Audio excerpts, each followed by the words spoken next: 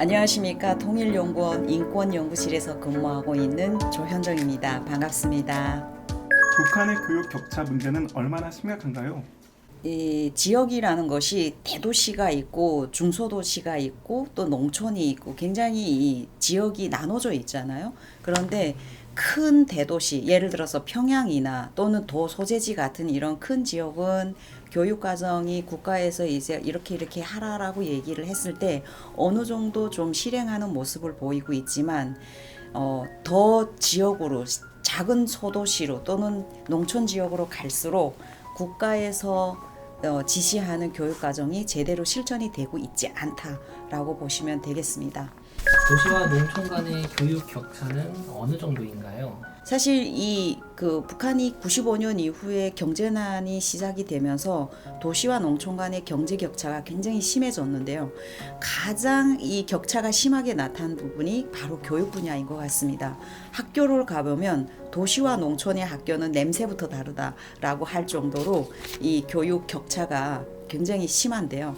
실제 그래서 이제 김정은식이 들어와가지고 2012년부터 북한의 그 도시와 농촌의 격차를 줄이기 위해서 계속 최고인민회의에서 이 부분을 강조를 해왔습니다. 이런 이야기들을 계속 끊임없이 해오고 있지만 여전히 답보 상태에 있습니다. 북한은 국가 차원에서 교육 지원을 어떻게 하고 있나요? 사실 현재는 거의 전무하다고 보면 되겠습니다. 왜냐하면 제가 좀 전에도 말씀을 드렸지만 국가가 교육 분야에 대한 투자를 전혀 못하기 때문에 실제로 보게 되면은 교육 환경이 지금 학부모들의 경제력에 의해서 운영이 되고 있다라고 보시면 되겠습니다. 가장 중요하게는 학교가 운영이 되기 위해서는 학교에 필요한 교육기자재 그리고 교사들의 먹고 살 수 있는 생활 환경을 보장을 해줘야 되는데 이런 것들이 지금 국가에서 전혀 보장을 못 해주다 보니까 학부모들이 다 알아서 내 담임 선생님은 내 학부모가 책임을 지는 약간 이런 구조로 지금 가고 있습니다. 그래서 사회 구조적인 문제가 굉장히 심각하다라고 보시면 되겠습니다. 북한에서는 문화적 교양을 어떻게 짰나요? 이 문화적 소양을 쌓는 것은 사실 교육 수준이 어느 정도 올라갔을 때 가능한 일이라고 저는 생각을 합니다.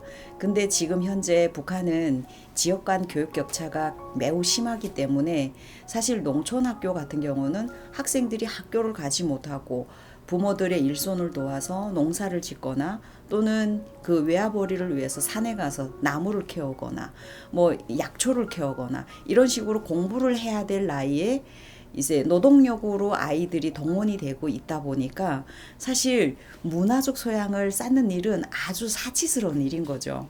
저는 사실 이 북한 인권 문제가 하루아침에 해결이 되지 않고 있고 빠르게 뭔가 진척이 되지 않고는 있지만 북한 인권에 관심을 가져주시는 분들이 주변에 많음으로 인해서 그나마 북한 주민의 인권 개선에 도움이 되지 않을까라는 희망을 걸어봅니다. 그래서 북한 인권에 관심을 가져주시고 또 참여해 주시는 모든 분들께 진심으로 감사의 인사를 전합니다.